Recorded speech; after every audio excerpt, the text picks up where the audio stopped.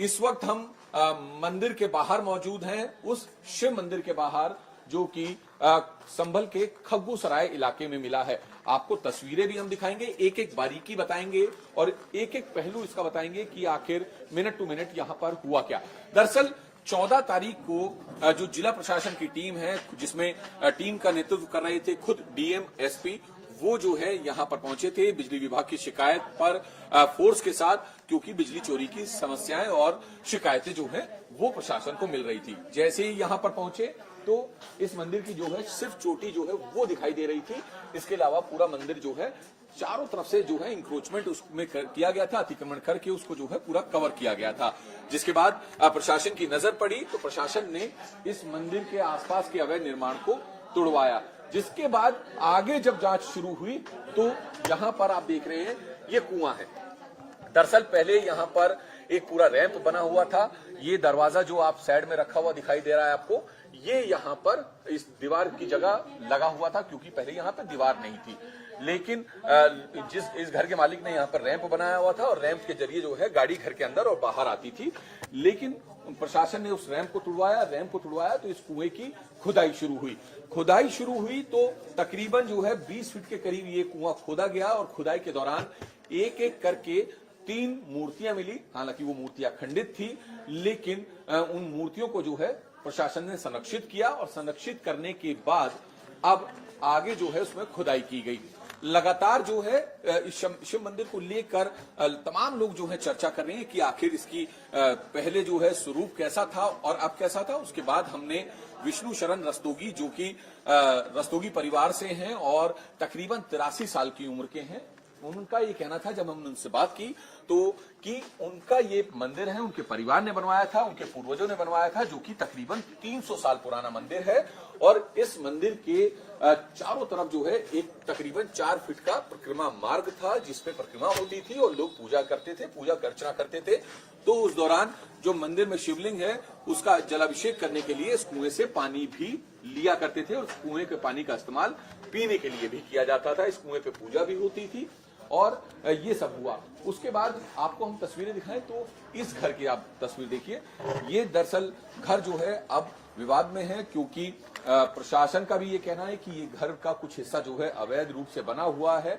हालांकि कुछ का कहना है कि बहुत ज्यादा हिस्सा जो है वो अवैध रूप से बना हुआ है। लेकिन प्रशासन और घर के मालिक की बात हुई तो घर के मालिक ने इस बात की रजामंदी दी कि वो तकरीबन 3 फीट का हिस्सा जो है वो खुद तोड़ देंगे। जो ये 2 बालकनियां बनी हुई हैं ये दोनों पूरी तरीके से अवैध है और वो खुद इस बात को मानते हैं और वो तोड़ देंगे। हालांकि उन्होंने जो है शुरुआत का कुछ हिस्सा जो है तोड़ने की कोशिश भी की, क्योंकि मंदिर की बात सुनकर, मंदिर की तस्वीरें देखकर, टीवी पर अखबारों में देखकर मंदिर की से जुड़ी खबरें तमाम लोग पहुंच रहे थे, तो लिहाजा यहाँ पर भीड़ हो गई। तो ये घर जो 3 फीट के करीब तोड़ा जाना था वो नहीं तोड़ा जा सका। तो ये पूरी इसकी स्थिति है। अब आपको दिखाएं तो ये कुआं आपने देखा, पूरा घर देखा। आप जो है मंदिर की एक तरफ हम आपको लेकर चलते हैं कि मंदिर में आपको तस्वीरें दिखाते हैं कि आखिर मंदिर का स्वरूप यहाँ पर कैसा है। तो ये जो आप देखें ये पूरा मंदिर है, ये इसका मंदिर का फ्रंट है और इस मंदिर के फ्रंट पे आप देखेंगे कि ये प्लास्टर जो है यहाँ से उतरा हुआ है। दरअसल यहाँ तक जो है अवैध निर्माण करके पूरा जो है कंस्ट्रक्शन किया हुआ था लोगों ने और ये मंदिर को जो है पूरी तरीके से कवर कर दिया गया था। उसके बाद यहाँ पर जो है एक तरफ जो ओपन था वहां पर जो गाय भैंसों का चारा होता है उसकी बोरियां भर कर मंदिर को जो है कवर किया हुआ था। और इसके साथ ये आप देखेंगे तो तकरीबन 6 से 7 फीट का ये पूरा एरिया है जो कि आने जाने का रास्ता था। ये घटकर महज 2 से 2.5 फीट के करीब रह गया था। सिर्फ इस किनारे पे एक छोटा सा रास्ता छोड़ा गया था आने जाने के लिए। अब ये मंदिर आप देख लें, देख के ही पता चलता है कि कितना पुराना मंदिर है। वही जैसे पुराने समय में मंदिरों में छोटे छोटे गेट लगे होते थे, वही गेट, बाहर कुआं आपको देखने को मिलेगा। अब अंदर की हम तस्वीरें आपको दिखाते हैं कि मंदिर में स्वरूप आप देखेंगे तो कैसा। एक यहाँ पर शिवलिंग है, शिवलिंग के आसपास जैसा कि हर मंदिर में होता है, हिंदू मंदिर में पूरा शिव परिवार है, जिसमें माता पार्वती और भगवान श्री गणेश, इसके अलावा नंदी, तमाम जो है वो पूरे शिव परिवार के जितने भी सदस्य हैं वो यहाँ पर स्थापित हैं। तकरीबन 3 से 4 फीट की जो हनुमान जी की प्रतिमा है वो यहाँ पर लगी हुई है, और एक घंटी, और आप ऊपर भी स्वरूप देखें तो पुराने मंदिर की तरह दिखाई देगा। और जो मूर्तियां भी बरामद हुई वो यहाँ पर संरक्षित करके रख दी गई है। फिलहाल उनकी भी जो है अब जांच होनी है, जांच की कई बातें हो रही हैं फिलहाल। लेकिन आपको बताएं कि 24 तारीख को जो हिंसा हुई थी उस हिंसा से सबक लेते हुए मंदिर की सुरक्षा में 24 घंटे पुलिस बल को तैनात किया गया है। अंदर जो है सीसीटीवी कैमरे लगा दिए गए हैं।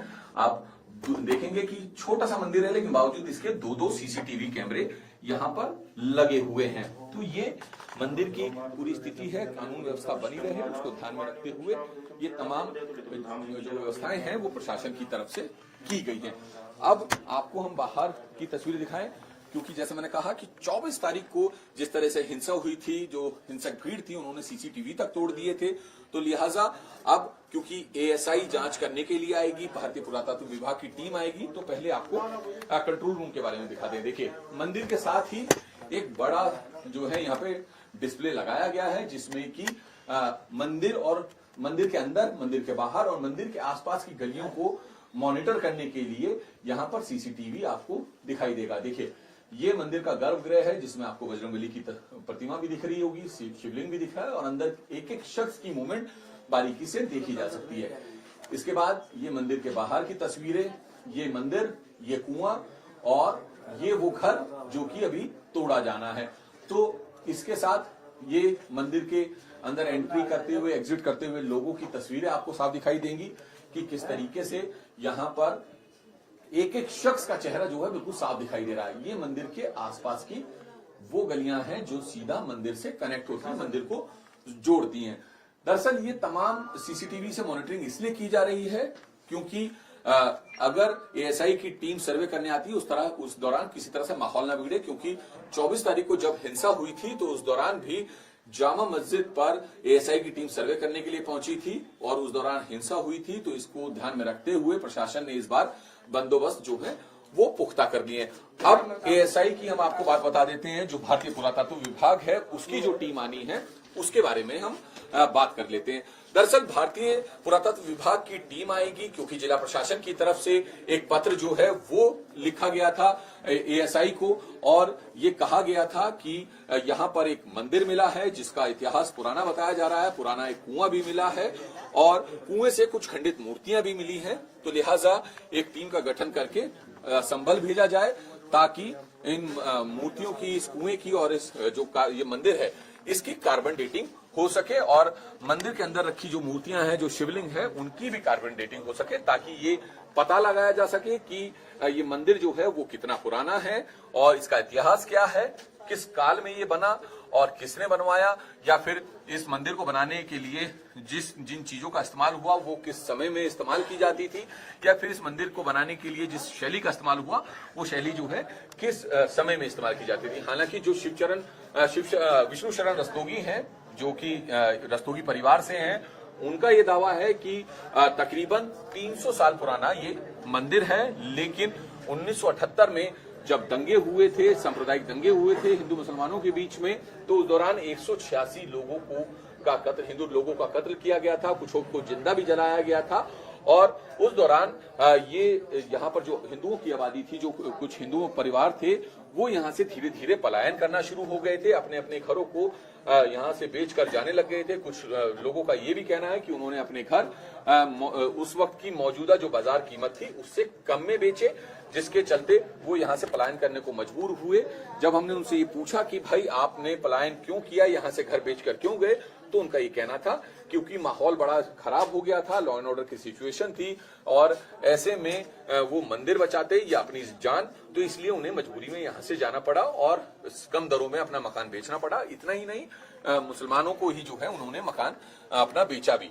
फिलहाल आपको हम तस्वीर दिखाएं एक बार फिर मंदिर के अंदर की, तो आप देखेंगे कि ये वो मंदिर है और ये वो शिवलिंग है जिसकी अब कार्बन डेटिंग करने के लिए एएसआई की टीम पहुंचेगी, क्योंकि एएसआई को पत्र लिखा जा चुका है और आज जुम्मा है, जब से ये शिव मंदिर मिला है उसके बाद पहला जुम्मा है। तो तमाम जो अमला है, जो पूरा प्रशासन है, वो इस वक्त शाही जामा मस्जिद पर तैनात है, हैवी सुरक्षा लगाई गई है, भारी सुरक्षा बल लगाया गया, 10 पीएसी की कंपनी को एडिशनल जो है वो संभल में तैनात किया गया है। इसके साथ साथ रैपिड एक्शन फोर्स के जवान, यूपी पुलिस के जवान, जो जिले के आला अधिकारी हैं वो खुद मौके पर मौजूद हैं। इसके अलावा जो आसपास के जिलों की फोर्स है उसको भी संभल में तैनात किया गया है। तो क्योंकि आज कार्बन डेटिंग होगी, एएसआई की टीम जो है तमाम अपने इक्विपमेंट के साथ संभल पहुंचेगी दोपहर के बाद, और उसके बाद यहां पर कार्बन डेटिंग का काम शुरू करेगी। उसमें जो है कई घंटे का समय भी लगता है, तो लिहाजा